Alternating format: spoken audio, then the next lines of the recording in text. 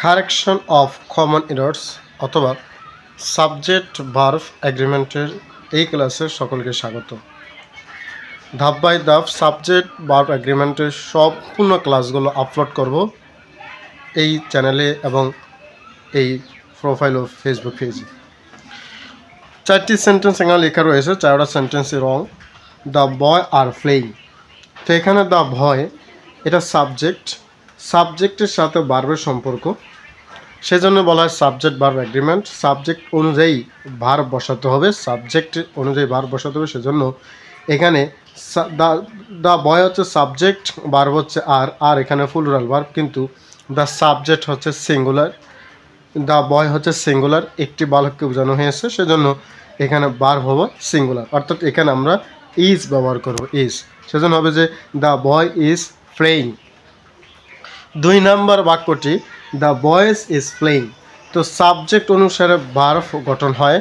তো যেহেতু সাবজেক্ট এখন প্লুরাল, বয়েজকে প্লুরাল করা হয়েছে, কারণ সিঙ্গুলার নাউনের সাথে সাধারণত সিঙ্গুলার নাউনের শেষে এস বা এস যোগ করে প্লুরাল করতে হয়।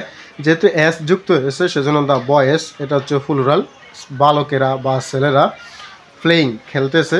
যেহেতু সাবজেক্ট প্লুরাল তাই ভার্ব হবে plural, the boys are playing, the boys are playing. আশা করি বুঝতে পেরেছি।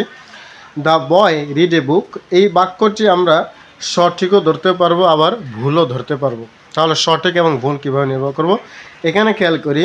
এই বাক্যটা যদি আমি সঠিক মনে করি, টিক দিই, তাও কিন্তু হবে, কোনো অসুবিধা নেই, কারণ রিডের 3টি ফর্ম একই, রিড, প্রেজেন্ট পাস্ট এবং পাস্ট পার্টিসিপল ফর্ম 3টা ফর্মই এক।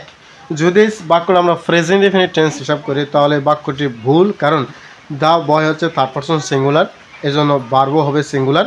অর্থাৎ এই ধরনের ভার্বকে সিঙ্গুলার করতে হলে সাবজেক্ট যদি থার্ড পারসন সিঙ্গুলার নাম্বার হয় এবং সেন্টেন্স যদি প্রেজেন্ট ইনডেফিনিট টেন্স হয় তাহলে ভার্বের সাথে এস বা ইএস যুক্ত করতে হয়। সেজন্য দ্য বয় রিডস আ বুক, আমরা যদি বলি যে the boy reads a book usually, the boy reads a book everyday, তাহলে ঠিক আছে। একটু খেয়াল করি, শি অফেন কাম হিয়ার, তো এখানে অফেন একটা শব্দ রয়েছে এবং সাবজেক্টও রয়েছে থার্ড পারসন সিঙ্গুলার নাম্বার। তো থার্ড পারসন সিঙ্গুলার নাম্বার যদি সাবজেক্টে রয়েছে আর ভার্ব হবে এই সাবজেক্ট অনুযায়ী, সে যেটাকে বলা হয় সাবজেক্ট ভার্ব এগ্রিমেন্ট, সেজন্য she third person singular number হওয়ায় ভার্বের সাথে একটি এস যুক্ত করতে হবে, অর্থাৎ শি কামসের। আর often, usually, everyday, normally, occasionally, generally, হ্যাঁ, এই সমস্ত এই কোয়ালিটির শব্দগুলো যদি থাকে তাহলে সেটা হয়ে যায় প্রেজেন্ট ইনডেফিনিট টেন্স। আসলে বুঝতে পেরেছি। এই ছিল সাবজেক্ট ভার্ব এগ্রিমেন্ট অথবা কারেকশন অফ কমন এরর্সের পর্ব নাম্বার 1 ক্লাস। ধাপ বাই ধাপ সবগুলো ক্লাস পেতে হলে অবশ্যই যুক্ত থাকুন, সবার মাঝে শেয়ারের মাধ্যমে ফরওয়ার্ড করে দিন। ধন্যবাদ।